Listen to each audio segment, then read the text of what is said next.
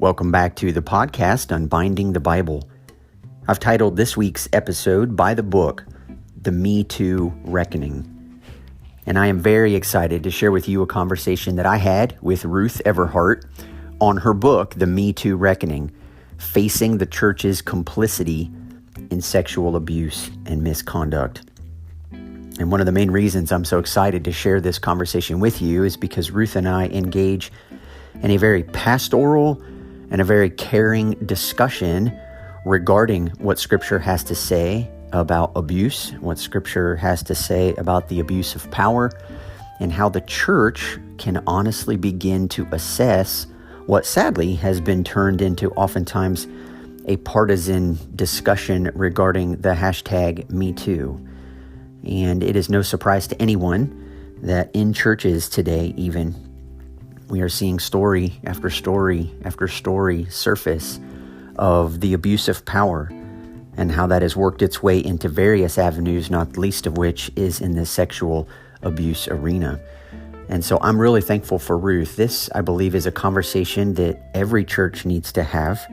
This is certainly a conversation that's not an easy topic to discuss, but one that is vital, especially in our day and age, as there are no doubt countless thousands, potentially millions of people, some of whom are sitting in our pews, carrying tremendous weight and guilt and shame for the things that have happened to them.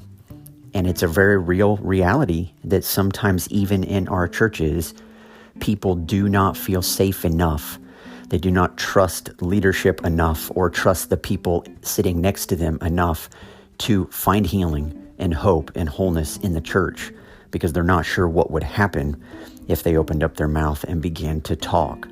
And so Ruth and I will spend the next about 40 minutes engaging this, allowing the Scriptures to help us respond to survivors' pain. We'll talk a little bit about purity culture and rape culture and some of the, sadly, similarities between the two. But ultimately looking at the abuse of power, and that is really where sexual abuse finds its place.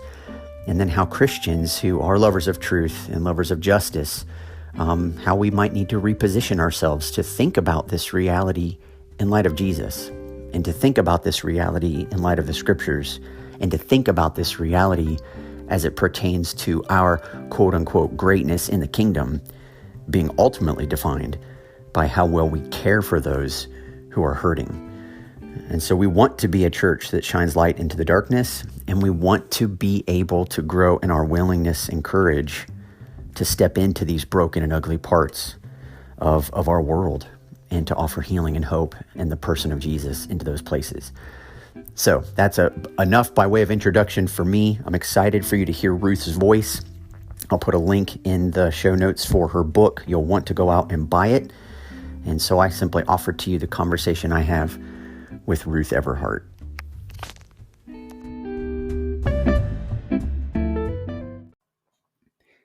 So on the show today, I'm really thankful to have Ruth Everhart with us to talk about her book, The Me Too Reckoning, Facing the Church's Complicity in Sexual Abuse and Misconduct. And Ruth, I'm really thankful that you've agreed to come and talk with us for a little bit today. Thanks, Joshua. I was just very glad for the invitation. Happy to be here.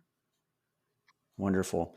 Ruth and I were just talking a bit before we started to record. And Ruth, I don't know how many of my listeners have read your book. I bet several of them have. But for those who haven't, or for those who have, I wondered if you would just take a few minutes here at the beginning and tell us a little bit about yourself and maybe what led to the writing of this book last year. Well, sure. I'm a pastor. I'm a Presbyterian pastor, have been for a number of decades, and I'm an author also. But I'm also the victim of sexual violence. More than once, I have been assaulted. And so a few years ago, I had written a memoir about being raped at gunpoint when I was just 20 years old. And the title of that memoir is Ruined, which is kind of a early indicator of what that experience did to me in my view. I felt like my life and my very being had been ruined by that sexual assault, largely because of my religious upbringing. So, what I wanted to do after a few decades of growth and maturity and ministry under my belt was kind of revisit that experience and ask myself why it felt so ruining to have a stranger break into my home and assault me. Um, and to experience that, I mean, it's a horrendous experience, but it was made much worse by what I believed about myself and about sexuality and about femaleness. So I wrote that memoir and it came out in 2016. And I had a lot of response to the memoir. And what it made me realize is that there weren't a lot of people of faith talking about this subject at that time. And shortly after that, the Me Too movement really began to take hold in the fall of 2017. And so I really hoped that the church would be more vocal and that people of faith would use that as kind of a springboard, an opportunity to talk about this subject of sexual assault. And what I found is that we weren't. We church leaders Mm. in in a broadly speaking, we're not really engaging that conversation in a helpful way. And so I decided to enlarge my lens back up from just my own story and look at a whole lot of other stories because one of the responses to my memoir was to be kind of flooded with stories of other people who'd endured sexual assault of various kinds. And so I wanted to specifically look at sexual assault within faith communities and how that community responded. So that was the genesis of this book, The Me Too Reckoning. Yeah. Well, Ruth, I really appreciate you taking a few minutes to share that with us. I feel like your experience and this book in particular, I actually haven't read your ruined memoir. I've only read the Me Too Reckoning, but it's such a needed missing piece in the evangelical church culture.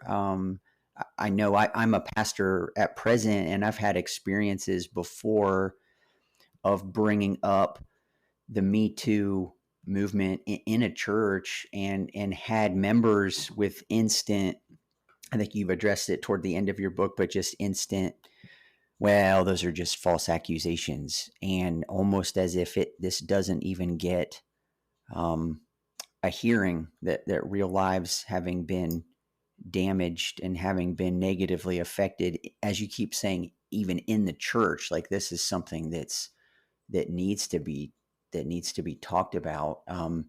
So your process then, how do you kind of set this up in your book or in your own church ministry to make sure that we aren't dismissing this, make sure that we're letting the real weight of real women's stories be heard by the Christian community? Well, you're right that it's a great challenge, and many people feel very threatened that this is such a problem, that sexual abuse is so prevalent. And so I think what has to happen is simply opening the conversation and letting the voices of victims carry the day. I know that when I was speaking in the wake of my memoir, for instance, I remember speaking in a large conservative congregation in Vancouver, British Columbia, and it was the same weekend that the Harvey Weinstein story had broken. And I just want to share this story because this wasn't even the pastor who kind of raised the question. This was a very gutsy lay leader, an elder who was leading the prayers of the people. And before he did that, he simply asked, had you heard about this Me Too movement that was begun? And would the people who are present have the the courage to raise their hands and claim that they were a Me Too? And I was sitting up front and I looked out over the congregation and I was just shocked that so many people had the courage to begin creeping their hands up into the air. And then he Hmm. said, and how many of you here love someone who's a Me Too? And then all these hands went up in the air, and there were so many tears on faces. And that was really the moment when I started knowing I was going to write this book. Because I Wow. thought, look at this. This is why the church exists, to be a faith community, to have other people join you, whether you're a victim or a survivor, and stand alongside you and say, your pain is our pain. We share this with you, and we are willing to listen. And I went on to preach that day on the woman, Jesus healing the woman with the flow of blood, as we call her, the woman who never quit Mm-hmm. hemorrhaging, or the woman who had a period that never ended. Um, and so it was just a really powerful moment. And so that combination of giving victims and survivors a voice, and then using scripture to respond to their pain, I think has become for me the model of what churches can do and the power that churches can harness. Yeah. Well, and Ruth, I have never read a book quite as unique as yours, not just for its subject matter, but for the way that you laid the book out. So you used the woman with the flow of blood, as you said, and you made a comment about how it's almost maybe unfair, maybe is the right word, but how it's always the healthy people who get to label the sick people a certain way. But this woman was seen by Jesus for who she was, which is so necessary. But you talk about Tamar, you talk about Bathsheba, and you go back into these again biblical stories, which as a man, I tend to read them a certain way, and yet you're talking about how with Tamar, the two sons, one who defends her and one who rapes her, are the ones who the story's focused about. David mourns over his sons, but he never mourns over his daughter. And Ruth, you pulled out so many rich insights right from our Bibles, and yet generally speaking, those points aren't being made by pastors, at least not ones I've heard of. And I am a pastor and I'm not teaching them like that. And so you did, I thought, a beautiful job, convicting job of weaving these narratives right along with your own story and your own battle with authorities in the church and those who dismissed you and didn't want you to have a voice or didn't want others to have a voice. And so I wanted to just thank you for your writing in that way, and ask if you maybe just talk to our listeners just a little bit about what you see when you look at some of those kinds of stories in Scripture. Well, thanks for reading them and engaging with it so deeply. I think that it's challenging for some people to do that. And when I first was writing the book, I did it in a more classic style where I would tell my story, and then I would go into the scripture and kind of try to exegete the scripture, break it open for the reader, put it in its historic context, and so on. And I set kind of, part A and part B of every chapter. And it came back from the editor saying, could you weave them together? And I had, like you, I Hmm. had never actually seen that done, but I found that very challenging and so rich when I started to do it, because I think for me, what my faith has grown so much in the past few years, where I see these stories as not being the Bible happening over there and Ruth's story happening over here, but it's almost like I can imagine Jesus just entering my story. And what would he say? He would speak to me the same way he spoke to the woman who was bleeding, who reached out, who was so brave and reached out and touched the hem of his garment and was healed. And so we became this exercise in kind of traversing millennia and imagining Jesus present. It was really a spiritual experience for me. And I think just deepened my own healing, which had already, this thing about healing. I mean, just to digress for a moment, the church wants to focus on sexual abuse by saying to women who've been abused, or to men who've been abused, because it's not just women, although it's largely women, Mm-hmm.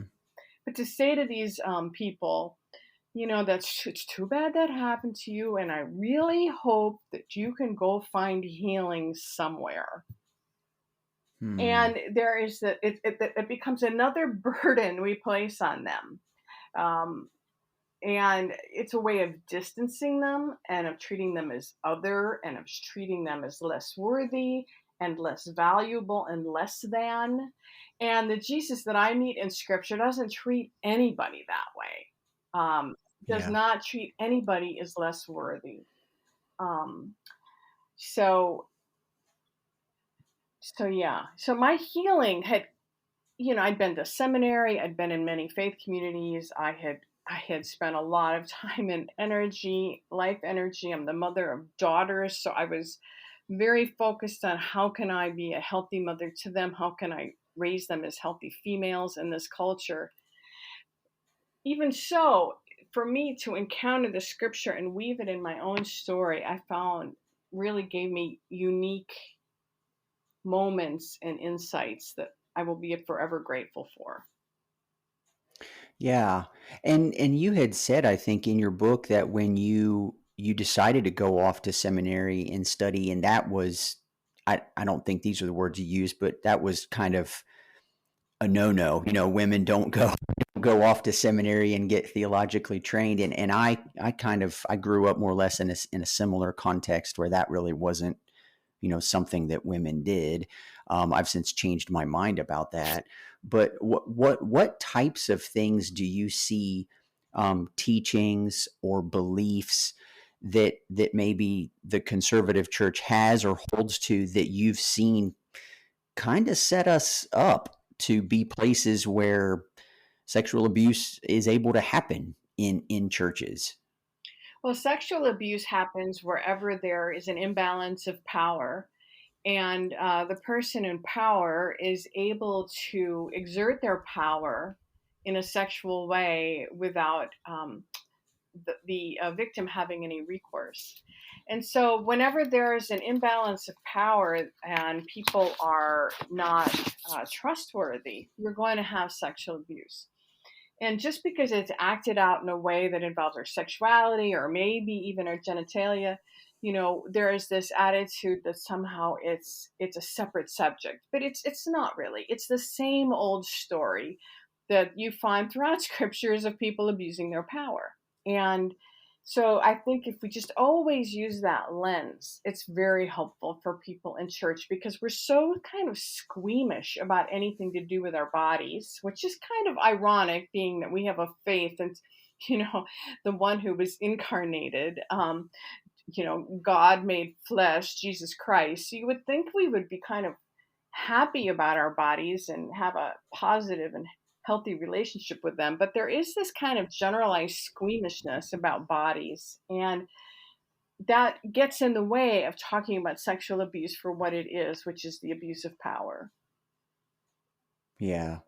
Yeah, and that came out really clear. I think you had compared the purity culture movement to rape culture, and I'm in my early 40s now, so purity culture was the thing that I was surrounded with when I was in my junior high and high school years. So that when I keep hearing that surface, could you just give kind of an overview of how you see that relationship formed between, maybe some generalities about purity culture, and then how that actually is leads to a potentially a rape culture kind of idea? Right. So, purity culture, which probably some of your listeners are familiar with, is just this notion um, that women are responsible for the sexual behavior of men. I mean, that's what underlies it, even though what it looks like is this emphasis on modesty, is an emphasis on keeping people from experiencing the emotion of lust. Instead of teaching people how to deal with lust, it's saying that it should never arise because we should be careful that boys don't glimpse too much skin or have these impure thoughts. So the when we talk about purity culture, it's usually about women covering up, um, and then kind of policing what boys do and being responsible for that. which, just to remind you, is not how God designed it, that we are all made in the image of God. We all have the ability to make choices about our lives that matter. And so that devolves to each human being, no matter your gender or your sexuality. What choices are you making in the moment?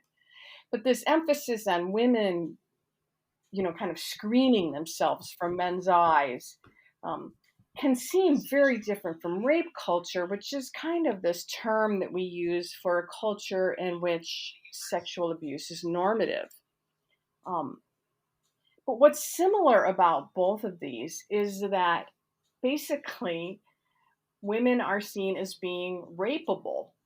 In other words, it's somehow in a normal progression. It's at one end of the spectrum of normal behavior for boys to prey upon girls or for men to prey upon women and to rape them. So that's kind of why I see them in forming kind of an interesting polarity, because they both, purity culture and rape culture, treat women as having very little agency and as their bodily integrity is not being really all that important. And so, in a sense, that they are just less than fully human. Somehow, that women are so different from men that they are just a little farther from God, or a little farther from full humanity. Yeah. Yeah, and it's really sad and I guess maybe humiliating to realize that teaching like that, maybe it isn't stated as explicitly as that, but the way sometimes the Bible is used and the way conversations happen, um, you think, oh yeah, this is God's plan, and then you see, as we're seeing today. I mean, it's not your involvement in this has given you eyes to see it much longer than, let's say, somebody like me. But it's hard to avoid now. We're at a place all across our country where scandals have surfaced, and you said somewhere, especially as it pertains to false accusations, that less than, I think you said less than 0.05 of 1% of oh goodness, now I'm missing it, either of rapes are actually um like convictions are given for those, or people are ever found out that they actually didn't commit the offense. You're thinking um it's page 5 in the introduction, Josh. Okay, great. Thank you. Mhm. One of 0.05% of all rapes ends in conviction. Thank you. Very, very nice to be talking to the author who knows her Mhm. book well enough to tell me where to go. But I found that was shocking because when the conclusion is, oh, that must be fake, oh, that must be false, oh, that's just an accusation, and you realize the countless thousands and millions of real cases where real suffering has happened to real people, and it never gets their justice is never served. And so trying to position ourselves as Christians who are lovers of the truth and lovers of justice, and then sensing this imbalance of how do we reposture ourselves to be people who remain open and truly seek the truth and are maybe aware of those power dynamics that we're tempted to protect and preserve at all costs, and to set those aside while we listen to victims. I mean, honestly, Ruth, I believe everything you're saying, and then I really try to apply it and imagine, how do I lead a group of people into shifting a major mindset that's just subconsciously rooted in most people's minds. It's really hard. It's so good to hear you say that, though, to hear you struggling with it. And I'd be curious to know what you see as those major roadblocks, from where you sit. Yeah. Yeah, from where I sit, the biggest roadblock, if this is just my assessment, but it is that when words like "Me Too" are used, people almost instinctively hear them in partisan political terms. So they hear them as, oh, this is in my church. Maybe this is lots of churches, but my church generally is probably, um, more conservative leaning in terms of political spectrum. And so the quick dismissive comment is, oh, that's just a liberal agenda that doesn't amount to something. And they'll use political cases of times when they suspect somebody was just trying to keep someone out of office, and so they accused them of XYZ. I think what I hear, though, from your book, and I know several sexual abuse survivors myself, um, is to realize all of the hurt and the baggage and the years of struggle that they carry, that our message of, oh, that's just a liberal agenda, like that can't offer good news and hope to anyone, because you're not even listening to the critique. So for me, I tend to see a lot of difficulty. I'm trying to strip the kingdom away from people thinking that it is being activated through a partisan agenda on either side of the aisle, so that Jesus has the freedom to speak to real people in the real world. That's, I guess, at least one area that I see, um, that I have to try to address, because when that comes up, oh, that's just the Me Too thing. I'm like, it's not a thing. Like, these are real people who don't have a voice. And if I understand correctly from listening to podcasts and reading books, the rejection that a sexual abuse survivor receives upon not being believed hurts worse than the initial sexual abuse itself. And I don't know if that's a fair, maybe not hurt worse. It hurts every bit as much as the original um, sexual abuse, because now they're being questioned, and their feelings or their memory is called into question, and they're not being valued for the struggle that they've had to It endure. certainly layers more damage and hurt upon an already painful situation. Yeah, yeah, And that's for especially sure. when it's in a place that you want to believe is associated with grace and mercy and healing and love and all that good stuff. And when instead of Yeah, providing that, it provides more pain, I think it's yeah, very silencing. You get the sense, well, why did I open my mouth? Um, And yep, I have a whole chapter yep, on how shame interacts with silencing and how that happens. And that's where I use the story of Tamar, because her brother, who was supposedly helping her in her after she'd been raped by her other brother, he still silenced her, in the name of what yeah, is good and holy. And I think the church in the last few millennia hasn't learned how to do it better, and it's just time, which is why I call it a reckoning. And I want to embrace the Me Too movement, at least as for showing it's all about shining light into the darkness, right? And all of yep, exposing what is evil. I appreciated your words about being lovers of the truth. Yeah. yeah. Yeah.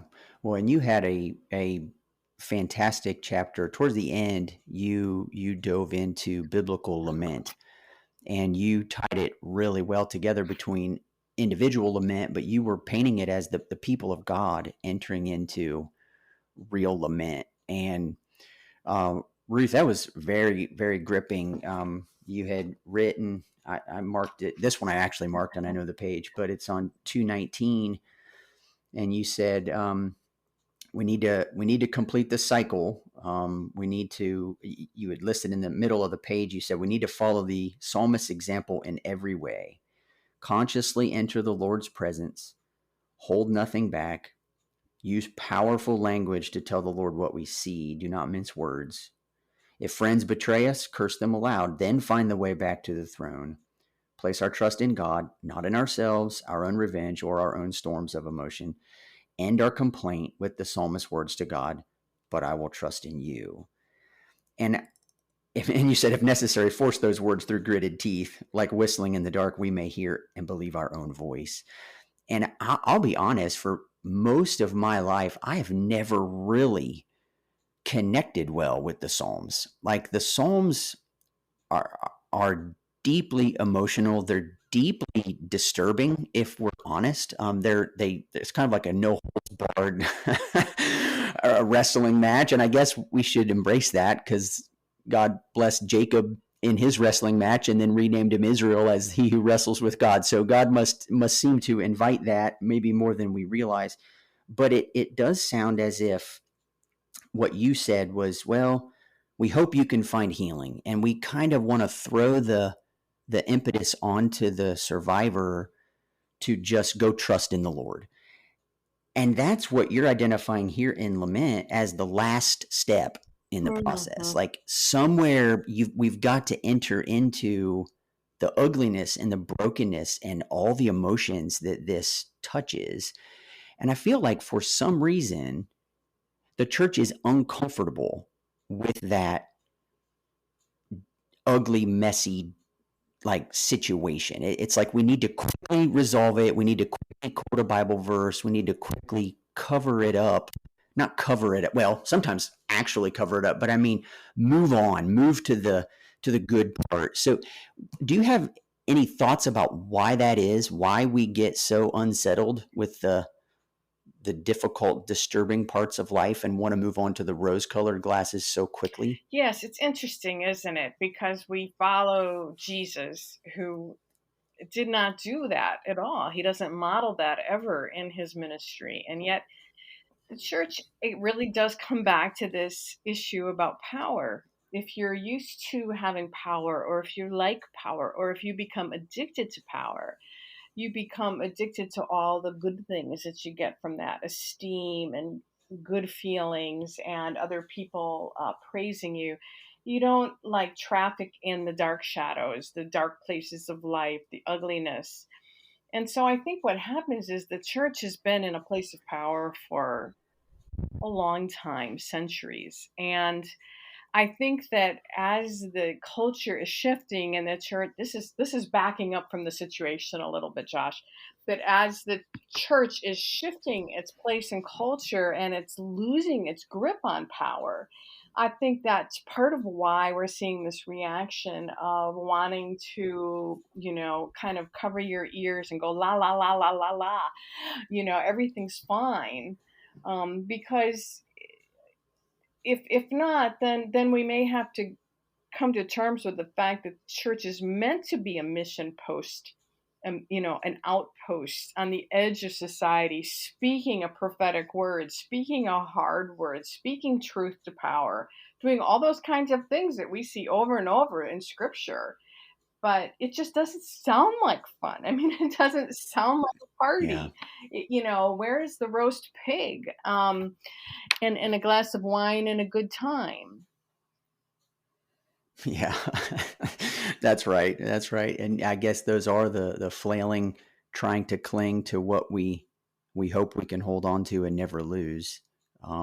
Whereas I do think Jesus invites us into being willing to lose everything, and if we do, we will find new life in Him on the other side of that. At least that's what I think He's teaching us. Well, Um, the first hymn in the Christian church, recorded in Philippians 2, says that we mhm. worship a God who, though he was in the form of God, did not equate equality with God as something to be grasped, Yeah. but divested himself, taking on the form of a slave. Wow. It's powerful Yeah, that's right. stuff. Hmm. Yeah, it really is. And I think it's in situations like this where it really requires of us to do the hard work of pulling that kind of a hymn out of a theological context and making sure that it intersects us in an incarnational context. So I think that's where it's so rich.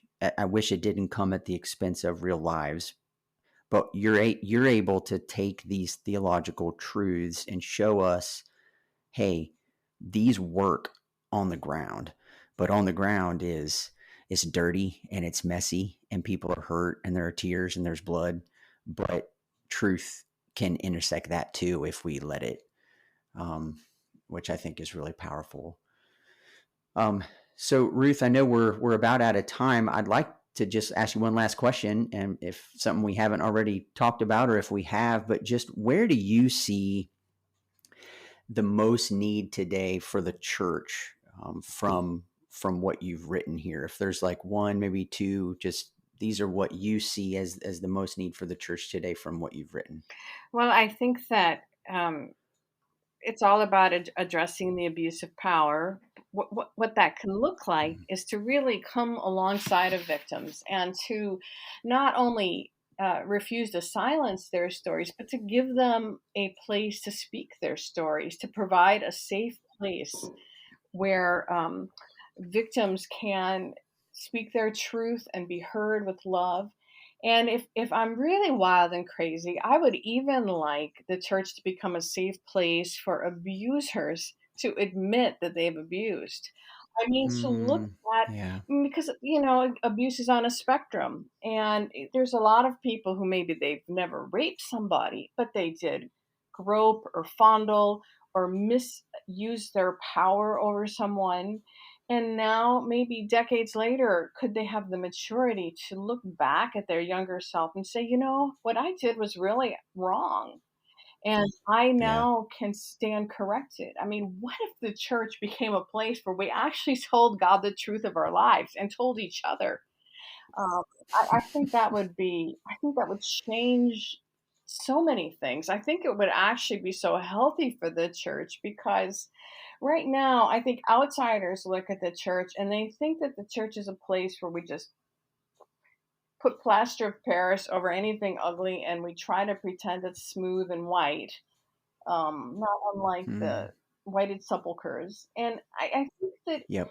if we were to actually speak the truth, I think that we'd actually find that our this wouldn't be the reason to do it, but we would actually find that our cachet in culture would increase because we would be known as a place of truth. And Yeah. one thing is to not silence victims, to give them a platform, and to even possibly ask abusers to speak their stories and to reevaluate their actions, and then to pursue justice, to see that healing and justice are sisters, they are companions, and that pursuing justice can be a way of pursuing healing, and that oftentimes people who are been abused, they need partners and they need advocates, and the church has a role there.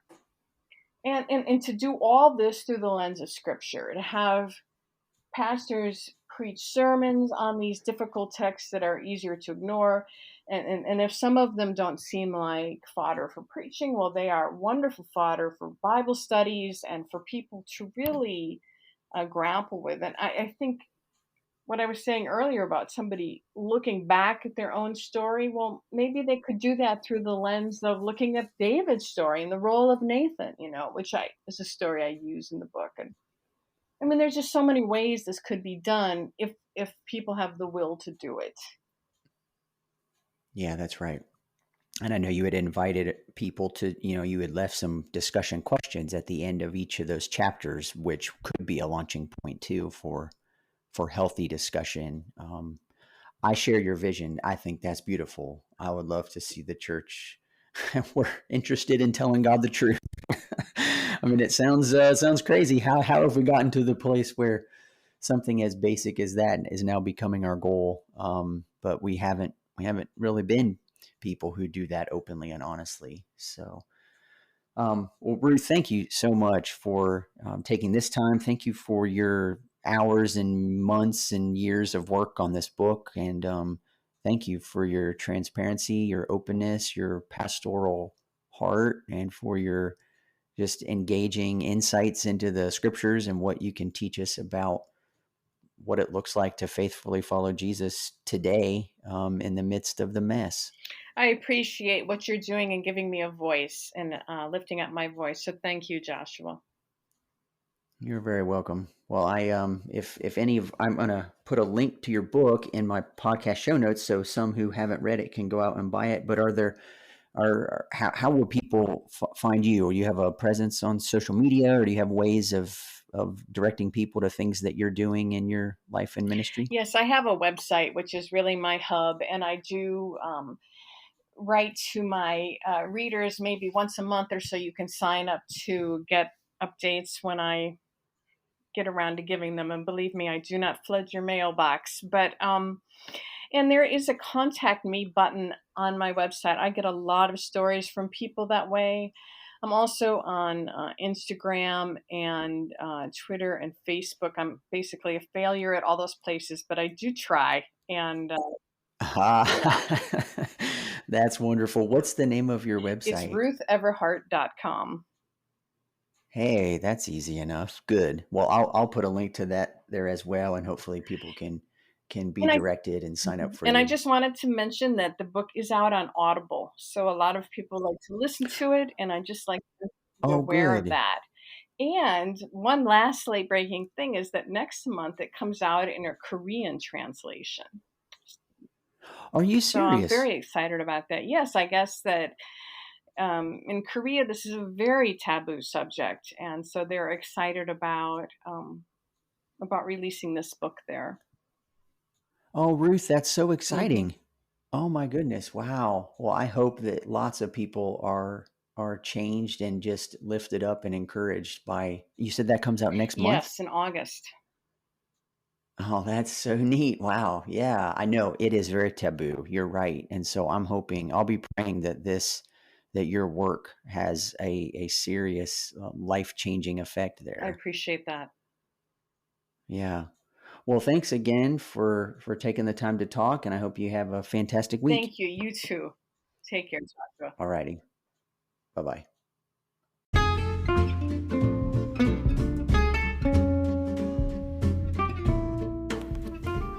Well, I really hope that you were encouraged by today's episode and by that conversation. That's one that we definitely need to have, and I would encourage you to share this episode with somebody that you know who maybe needs to hear it, or to sit around in a small group and play the conversation and then have a conversation of your own about it. There's tremendous opportunity for growth and for Jesus to do exciting, powerful things in and through the lives of his people by his Spirit when we do this in small gatherings. As I shared in the introduction, I will leave a link to Ruth's book in the show notes, as well as a link to her website where she does most of her activity. And then you are able also to find Ruth on Instagram, Facebook, Twitter, all of the main places on social media, at least for our generation. So that's all that I have for this week. Thanks again so much for tuning in. And as I said, just share this episode, if only this one, with somebody who you think would be encouraged by it. And as always, have a great week. Talk to you next time.